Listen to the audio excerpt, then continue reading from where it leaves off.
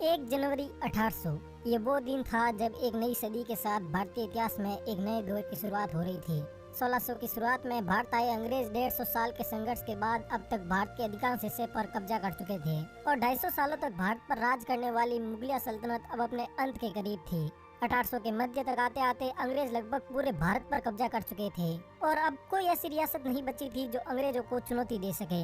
इस समय तक अंग्रेजी हुकूमत भारत में अपने सबसे सुनहरे दौर से गुजर रही थी। लेकिन क्या आपने कभी सोचा है कि जब भारत में अंग्रेजों का ये सुनहरा दौर चल रहा था तब आम भारतीयों की जिंदगी कैसी थी और आखिर 1800 के दौर में भारत में लोग किस तरह से रहा करते थे? क्या उनकी जिंदगी अब मुगलों के जाने के बाद बेहतर हुई या फिर अंग्रेजों के आने से बदतर हो गई? तो आइए जानते हैं 1800 के उस अनकहे अनसुने दौर के बारे में। 1800 के दौर में अफगानिस्तान से म्यांमार तक फैला हुआ भारत दुनिया के कुछ सबसे संपन्न देशों में से एक था। लेकिन इतना संपन्न होने के बावजूद भी उस दौर में जहां दुनिया भर में नए नए आविष्कार हो रहे थे, वही भारत में टेक्नोलॉजी ना के बराबर थी। उस दौर में भारत में रहने वाले लोगों की जिंदगी बेहद ही साधारण थी। बात अगर उस दौर के लोगों के पहनावे की जाए तो उस समय के अधिकतर लोग धोती और गमछा पहनते थे। कुछ लोग धोती पर कुर्ता भी पहनते थे।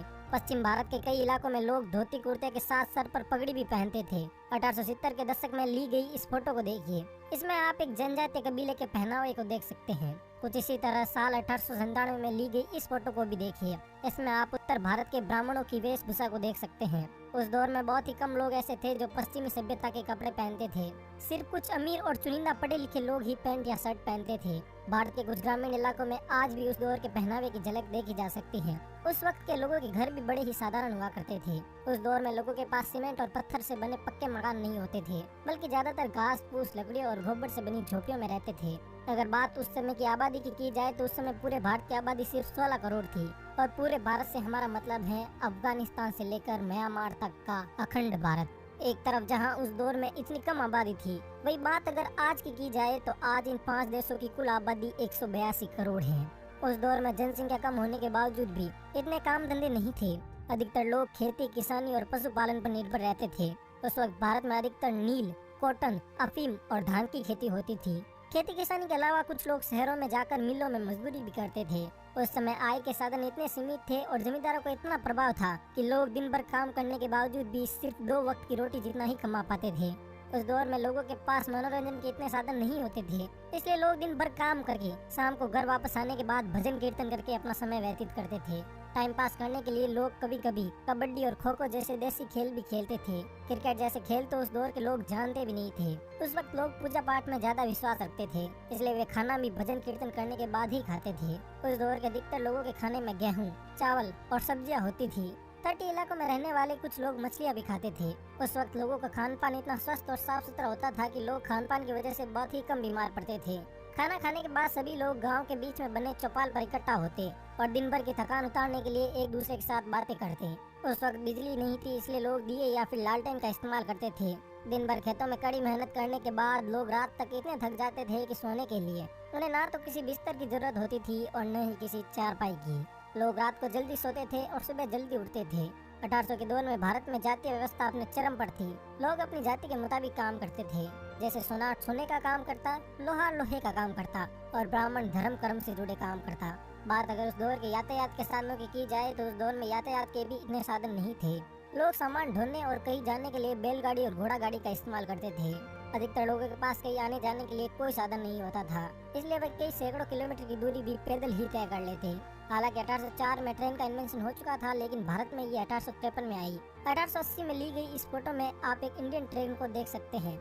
आज जहां पोल्यूशन भारत के लिए एक बड़ी समस्या है, वही उस समय पोल्यूशन का नामो निशान भी नहीं था। हवा साफ थी और चारों तरफ जंगल ही जंगल थे। कम पोल्यूशन और हेल्दी खान पान के कारण उस वक्त के लोगों का शरीर काफी बलिष्ठ और निरोगी हुआ करता था। उस वक्त के लोगों के स्वास्थ्य का अंदाजा आप इसी बात से लगा सकते हैं कि आज जो काम हम मशीनों से करते हैं, उस दौर के लोग वही काम बड़ी आसानी से हाथों से कर लेते थे। लेकिन लोगों की इतनी हेल्दी लाइफस्टाइल होने के बावजूद भी उस दौर में कई ऐसी बीमारियां थी जो आज नॉर्मल है, लेकिन तब महामारियां थी। उस दौर में कोलेरा और प्लेग जैसी बीमारियों ने लाखों लोगों की जान ली। आज जहां मेडिकल साइंस काफी एडवांस है, वहीं उस दौर में लोगों के पास ना तो हॉस्पिटल थे और ना ही कोई दवा। 19वीं शताब्दी में भारत का अधिकांश हिस्सा गाँव में ही बसता था। शहर बहुत कम थे। शहरों में लोग मिलों में मजदूरी किया करते थे। बिजली और मशीनें न होने के कारण उस वक्त के लोगों को हाथ से ही सारा काम करना पड़ता था। मिलों में इतनी जीत और मेहनत करने के बाद भी यहाँ पर काम करने वाले मजदूरों को बस कुछ आने की ही मजदूरी मिलती थी, जिससे इनका गुजारा भी बड़ी मुश्किल से चलता था। 1800 के पहले जब भारत में अंग्रेज नहीं थे तब लोग हाथों से ही कपड़ा बनाते थे, जिस कारण इनकी क्वालिटी काफी अच्छी होती थी। लेकिन जब अंग्रेज भारत में आए तो यहाँ की क्लॉथ इंडस्ट्री में गिरावट आने लगी। भारतीय कपड़े डिजाइन और क्वालिटी में तो अच्छे थे, लेकिन ये काफी महंगे भी थे। अंग्रेजों के आने के बाद अधिकांश कपड़े फैक्ट्रियों में मशीनों से बनने लगे, जिससे मजदूरों की और वक्त की बचत होने लगी, जिस कारण अंग्रेजी कपड़ा भारतीय कपड़ों के मुकाबले काफी सस्ता मिलता था। अंग्रेजों के भारत आने के बाद एक तरफ जहां अंग्रेजों की आर्थिक स्थिति अच्छी होने लगी, वहीं भारतीयों की आर्थिक स्थिति काफी बिगड़ गई। उस वक्त एक साधारण से अंग्रेज क्लर्क की औसत सैलरी भी 40 पाउंड होती थी, लेकिन वही किसी भारतीय कर्मचारी की सैलरी सिर्फ 1 पाउंड थी। उस समय किसानों को लगातार बाढ़ और सूखे जैसे जानलेवा हालातों से गुजरना पड़ता था। अंग्रेज लोगों से लगान तो समय पर लेते थे, लेकिन मुसीबत के समय उनकी कोई मदद नहीं करते थे। मुगलों के जाने और अंग्रेजों के आने के बाद लोगों की हालत बद से बदतर हो गई। आप उस दौर की ये फोटो देखिए। इस फोटो में आप देख सकते हैं कि गाँव में कैसे भूखमरी जैसे हालात थे। ये तस्वीर 1857 की क्रांति के बाद की है, जब अंग्रेज सैनिक आखिरी मुगल बादशाह बहादुर शाह जफर को गिरफ्तार कर रहे थे। हालांकि इस दौर में मुद्रा का इस्तेमाल होता था, लेकिन अधिकतर लोग वस्तु विनिमय ही करते थे, यानी कि एक चीज के बदले दूसरी चीज लेते थे, जैसे गेहूं के बदले चावल और धान के बदले शक्कर। इस तरह एक वस्तु के बदले दूसरी वस्तु के कारण उस दौर के अधिकतर लोग व्यापार नहीं करते थे। गांव में उगाई चीजें गांव में ही रहती थी, और जो एक दो लोग व्यापार करते भी थे वे भी छोटा मोटा व्यापार ही करते। आज से 200 साल पहले शिक्षा का अभाव था, 10% से भी कम लोग साक्षर थे, लेकिन फिर भी लोग बच्चों को ऐसे संस्कार देते थे कि घर में बुजुर्गों की चलती थी। अगर बुजुर्ग एक बार किसी काम के लिए मना कर दे तो फिर कोई भी उनकी बात नहीं टालता।